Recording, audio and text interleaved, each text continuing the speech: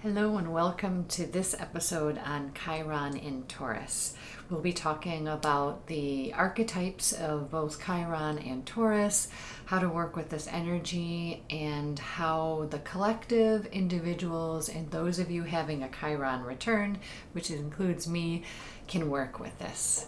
I'm Jamie Ehrenberg with Idlewild Retreats, and this is my journey of following my intuition and becoming my truest self.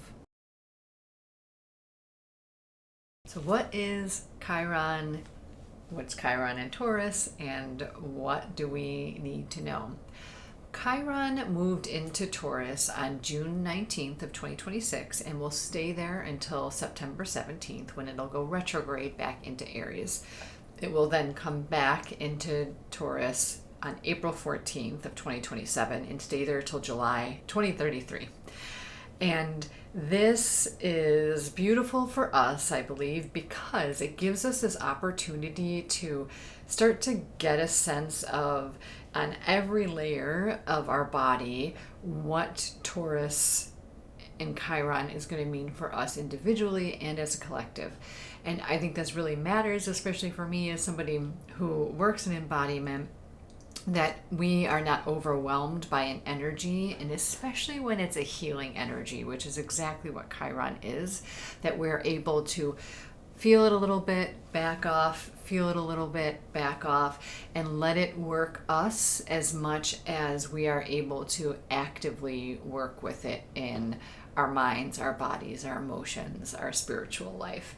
So Chiron is an asteroid. It is representative of the archetype that is in mythology of the wounded healer. And Chiron really served as a healer, but was never able to heal himself. And the idea here is that a Chiron wound is something that we carry with us throughout our entire lives, and we continue to build a relationship with it and become in more of a right relationship with it.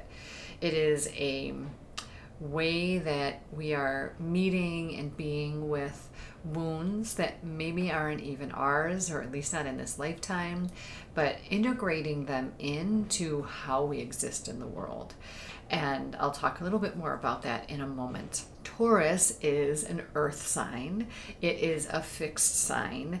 It is a sign that wants to really root in and experience all of the pleasures and the resources of earth.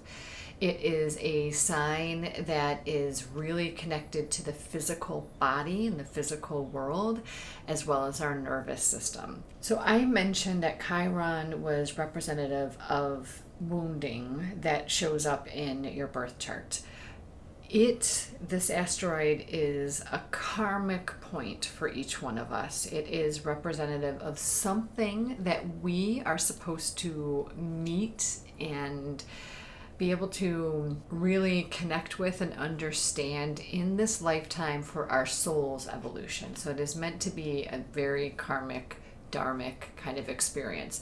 It is something that can be representative of early or middle childhood wounding. It could be something like that, like we actually experience in this lifetime. Or it could be things that we're carrying from our ancestors or even past lives. And so whatever it is that we're coming into with this wound is supposed to be helping us evolve as a soul. And if we bring together that healing that won't ever quite be healed but helps our soul evolve, and we think about those energies of Taurus, what I believe that we'll be working on as a collective, individually, and especially if we're having our Chiron return, is our relationship to resources, our relationship to our bodies, and our relationship to the earth.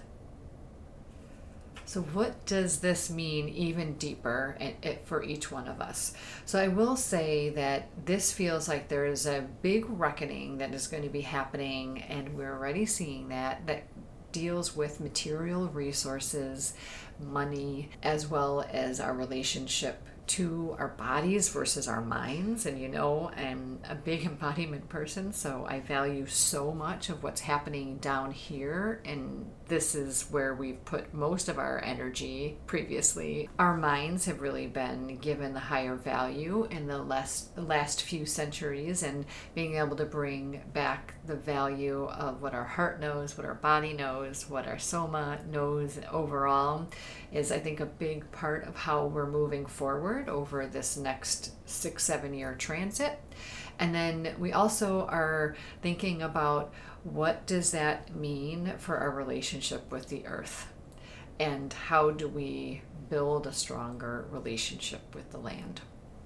So if you look at your birth chart and see where your Chiron is, if you were born between March of 1977, give or take, all the way to April of 1984, but please check that because it goes retrograde, like I just explained at the top of the video, that this could be your Chiron return, which means that that Chiron is returning to the exact degree that you experienced when you were born. And so again, representing this like core wounding that we're meant to come back to and work with. If this is your Chiron return, or even if it isn't, and you just look at the house that Taurus is in, it will give you an idea of even more, how does this come to play for you? But if it is your Chiron return, especially, these are going to be familiar wounds, and they're again not supposed to be completely obliterated, like, oh, I've healed that, I'm good now, but it's supposed to be an even deeper meeting of those wounds, whether they were yours, your ancestors, or what you experienced in a past life, and being able to integrate it even more and say that those are your gifts and how you work and move through the world. So for me, my example is that I have Taurus in my 10th house. So that is my career, my legacy. That's my vocation. So it is not surprising that the lessons of the body, the relationship to earth, as well as scarcity with resources, is something that I both work on with you all, but also with myself. And with embodiment, learning the lessons or learning the language of the body is something that I'm so committed to, and understanding the nervous system. I've received even more information recently about my own health issues and how I actually have dysautonomia, which means that my nervous system literally just kind of overreacts and isn't necessarily something that I'm able to track what caused what. Usually you can do that with the nervous system when it goes into fight or flight, when it goes into freeze. But for my system, I can't do that. And so I have to be even more committed to all of those ventral vagal, expanding my nervous system's capacity exercises, because I never know when that disruption is going to happen. And that makes me even better suited to support you in programs like Attune. So it is an opportunity for me to learn that information and those practices and that language and what it is that the body is telling us, and to be able to serve even better because of that. The same is true with my connection with land. You all know that I have been deeply committed and in relationship with the land for a long time. We have our land at Idlewild that we've been stewarding and creating a better relationship with, and helping to clean it up from its previous ways of being treated, so energetically and physically. And that is like coming into right relationship with land. And this is something that is going to show up no matter where we are or where you are in your birth chart or what house that Taurus is in, that collectively we're going to be really reconnecting to land even deeper, and just developing a different relationship with it, not so extractive. And the last thing I want to talk about is the scarcity material resources piece, and the question I've been asking myself for a couple of years now as I've been on this journey of being an entrepreneur of what is enough? What do I actually need to feel safe, to be provided for? It's not necessarily the numbers that I was working with in my old career, the salary range that I was meeting. What is enough, and what is enough that actually allows us to thrive?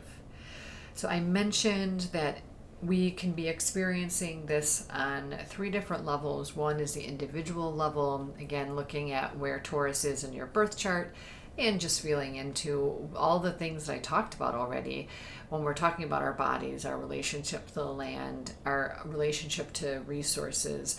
What stood out to you? What feels like it will be something that you're going to work on or you already have been working on. And it could be also, again, related to that specific house in your birth chart.